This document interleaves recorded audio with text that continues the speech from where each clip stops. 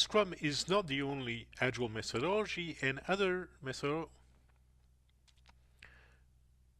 Scrum is not the only agile method, and other methods, in particular methods that preceded Scrum, have come up with their own definitions of roles, replacing some of the traditional roles of developers and managers and complementing some of them. An interesting idea from Crystal, which of course is not entirely new since many projects have had in the past something like this, is the expert user. An expert user is, as the name suggests, a person with expert knowledge of the project area, of the project domain, who can answer questions and even suggest solutions to problems. It's important here to find the right person. There's always a risk of getting someone who claims to be an expert and maybe is not. So, for example, if someone has too much time on his or her hands, you may be a little bit suspicious because real users typically are very busy. Real expert users are very busy with doing work. You also should not just limit yourself to testers from the development team. And so what Crystal advises here is to have a minimum of once a week meetings, 2 hours, with expert users, and the ability, of course, to make phone calls anytime during the week. But of course, this is one of the ways to obtain accurate information about the needs, the actual needs of the actual users, and avoid developing something that will be recognized too late as not fitting those needs. In XP, in extreme programming, there is a strong emphasis, as you know, on the role of customers. We have seen the notion of embedded customers, and we've noted that it's not such a practical idea, but still, the notion of customer is very important. And in this source, which you will find in the bibliography, there is a number of interesting pieces of advice to the responsibilities of the customer in an extreme programming and an agile project. So, for example, customers should not meddle too much into technical decisions. Of course, these days, almost everyone thinks they know something about programming and about technology. That may or may not be the case. So it's the developers who are responsible for the technology, not the customers. For all the added roles that we have in agile methods to for the customers, it doesn't mean that customers should be responsible for everything, and they should also know their place. This is basically what this text tells us a bit more politely. The customers are also responsible for helping you analyze the risks, in particular weighing the various user stories, the requirements elements against each other. It's difficult for the developers to know what is more critical, what is more risk prone, and what is less critical, and here the customers provide a fundamental help. The customers are responsible for providing precise user stories so that developers know exactly and more importantly accurately what users need.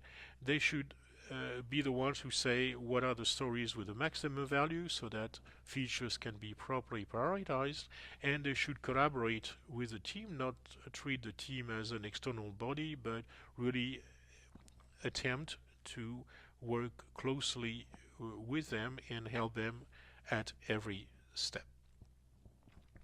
So in the same style, this same article, which I recommend, gives a number of elements of advice as to what developers should be responsible for. I'm not going to go through the entire list. I'm going to refer you to that article, but let's pick a few examples. Implement only what is necessary. This, of course, is part of the minimalistic spirit of the agile approach, and the idea here is that you should refrain from your own impulses which are natural for a developer to want to do always more, to add more features. Well, make sure you implement only the features that are fundamentally useful for the customer, and not just those that, and not all of those that please you for their intellectual elegance and value. The responsibility of the developers also include working closely with customers to understand the stories, not just to get started on the basis of a vague description and make interpretations that may or may not be justified, but try to understand in depth what a customer really means when he has specified a certain user story. And in general, developers should constantly communicate with customers involved in the project. It's of course part of the developer's role in this self-organizing team to estimate the work for each story. Those are some of the examples of the important responsibilities that developers have in an agile project. There are also a number of rights. We've seen notions like personal safety and responsibility. So the developer has the right to give his own estimate for his own work, to work sensible and predictable schedules. Remember the rejection of death marchers in the preceding lecture. Schedule only work that can be done, not have unrealistic expectations which cannot be met and which as a result affect everyone and lower the morale of the team. Produce code that meets the customer needs, and it's also important for the developer to be shielded from having to make decisions that are really not developers' decisions but business decisions. Of course, the boundary is sometimes fine between strictly technical and strictly business decisions, but we should be aware of these problems and not unfairly force onto developers decisions that are really management or customer decisions or business decisions. In some sources, you find a special role of tracker, who is a person responsible for keeping track of the schedule. When we talk about artifacts, we'll come back to this notion of velocity, which is the ratio of what the team is actually doing to what it should be doing in an ideal scheme. And so this is something that we're going to track in an agile project, in particular in a scrum project, and we may have a special role assigned for this. And it's particularly important then to look for signs of potential problems like changes in velocity, like too much overtime worked or too many tests that fail rather than pass before we move on. So these are numbers that measure progress, and it's important for someone to be responsible for measuring that progress.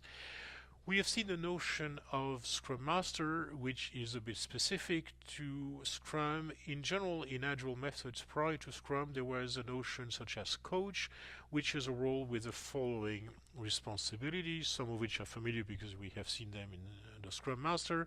The coach is here to guide the team, to mentor the team, to lead by example, as a good commander, to teach when that's necessary, and often to teach just by doing. Sometimes you just watch someone doing something right, and that's the best way in some cases to learn, to offer ideas to solve difficult, tricky problems, and to serve sometimes an intermediary with management. So in Scrum, this is part of what the Scrum Master does. What we've seen in this last segment of our roles lecture is a variety of roles, not exactly identical to those of Scrum, but replacing or complementing many of the traditional software development roles.